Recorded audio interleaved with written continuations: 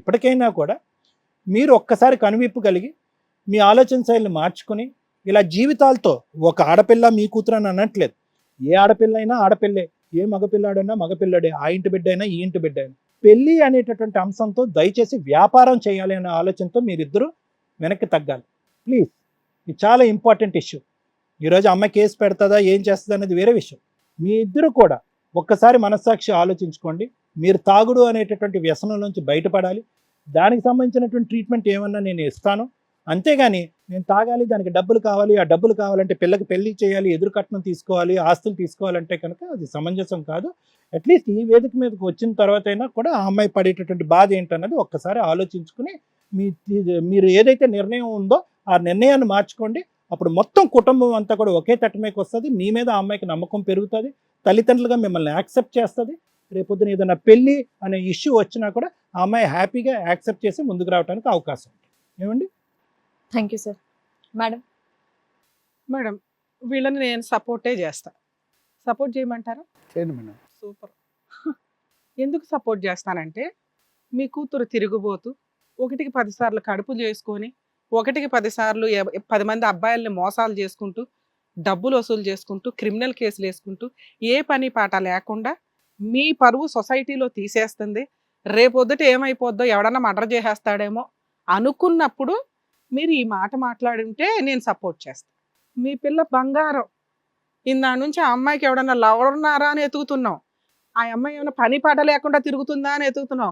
మీ మొఖాలకి మీరు ఇంటర్మీడియట్ చదివిస్తే ఆ పిల్ల డిగ్రీ కంప్లీట్ చేసుకుంది, క్యారెక్టర్తో బతుకుతుంది.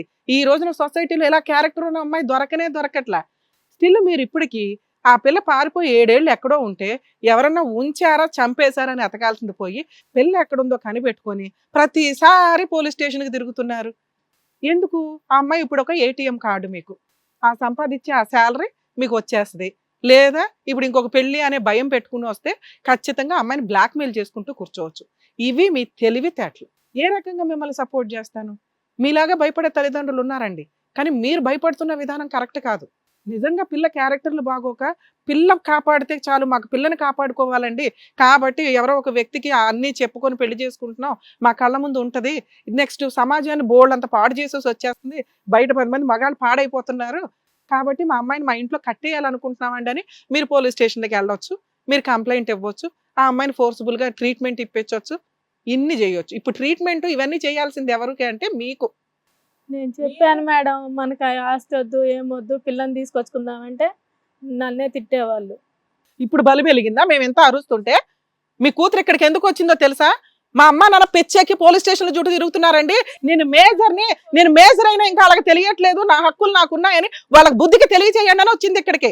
అర్థమవుతుందా? ఇంటికి తీసుకెళ్ళడానికి మేము పోలీస్ స్టేషన్కి వెళ్ళాము. ఎందుకు తీసుకెళ్తున్నావు? ఇప్పటికి మీరు ఇక్కడ ఏం మాట్లాడుతున్నారో తెలుసా? పెళ్లి చేస్తామండి ఇంటికి తీసుకెళ్ళి అంటున్నారు. పెళ్లి ఆయన ఇప్పటికీ అదే మాట్లాడుతున్నాడు. అలాంటప్పుడు ఎందుకు పంపిస్తాం? ఆ అమ్మాయికి మగజాత అంటే అదే మాట మీద ఉన్నాడు. నేను ఎన్నిసార్లు నేను ఇంటికి ఏమయ్యా ఇంతసేపు నన్ను మాట్లాడినివ్వండి. నిన్ను జైలుకు పంపిస్తాను, నువ్వు కంగారు పడకు. నీకు అన్ని క్లారిటీ ఇచ్చినాక జైలుకు పంపిస్తాను. ఇంటికి తీసుకెళ్దాము, మన దగ్గరే ఉంటదంటే కూడా తీసుకొచ్చినా దాన్ని పెళ్లి చేయాల్సిందే అంటాడు. నువ్వు ఆపై మేడం మాట్లాడుతున్నారు కదా, చెప్పేది ఫస్ట్. పెళ్లి చేసేయాలి, మళ్ళీ అతను వదిలేస్తాడు, ఏం చేస్తావు? ఇంకో పెళ్లి చేస్తావా? వాడు వదిలేస్తాడు, ఏం చేస్తావు?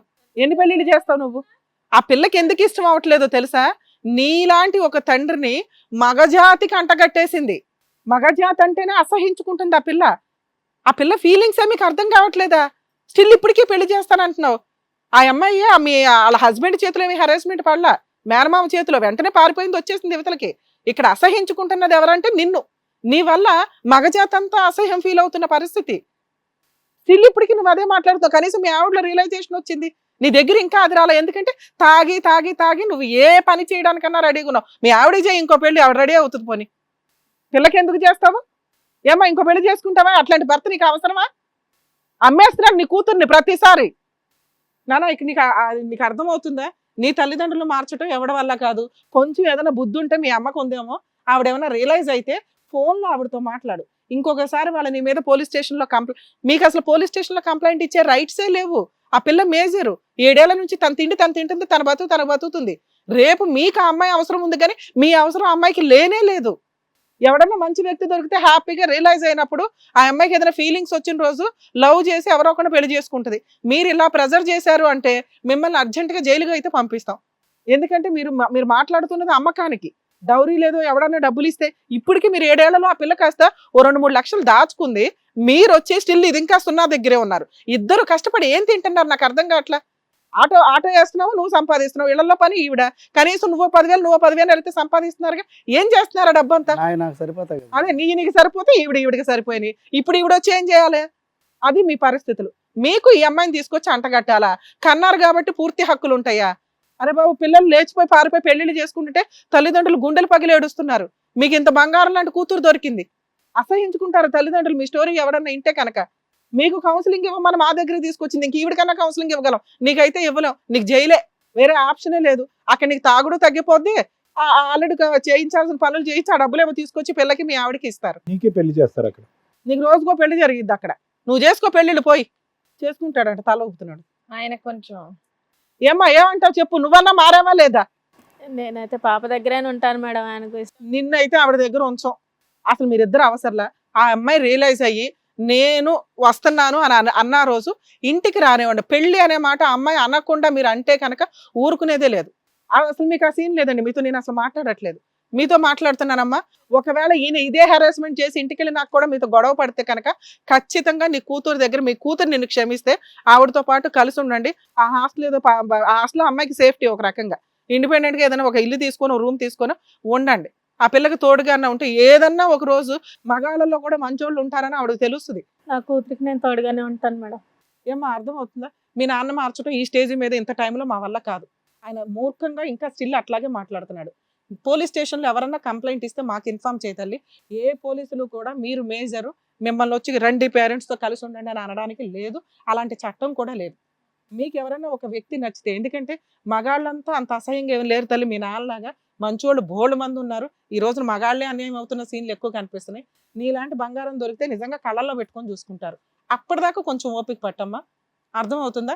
నెక్స్ట్ మీ అమ్మ నిజంగా మారిందని నీకు అనిపిస్తే, మాకు అనిపించడం కాదు. ఎందుకంటే ఈ కాసేపట్లో ఏమైనా అదో డ్రామాలు ఆడేయచ్చు. నీకు అనిపించిన రోజు మీ అమ్మని యాక్సెప్ట్ చేయి. నీ రూపాయి కూడా వాళ్ళకి ఇవ్వద్దు. ఏ పోలీసులన్నా ఏ పోలీస్ స్టేషన్ నుంచి అన్న కాల్ వస్తే మాకు ఇన్ఫార్మ్ చేయి. వీళ్ళ వైపు నుంచి ఇంకోసారి నీకు ఎటువంటి థ్రెట్టింగ్ కాల్స్ కూడా రావు. అర్థం అవుతుందా? All the best ma'am. జాగ్రత్త వెళ్ళండి. ఆ అమ్మాయి దురదృష్టవంతరాలు ఇలాంటి పేరెంట్స్ దొరకడం అనేది. పాపం. అసలు అట్లా లేరండి. ఈ రోజు క్యారెక్టర్ ఉన్న అమ్మాయిలే దొరకట్లే, వీళ్ళ కర్మ. Thank you so much sir. Thank you so much madam. So మరో కథతో మళ్ళీ కలుద్దాం.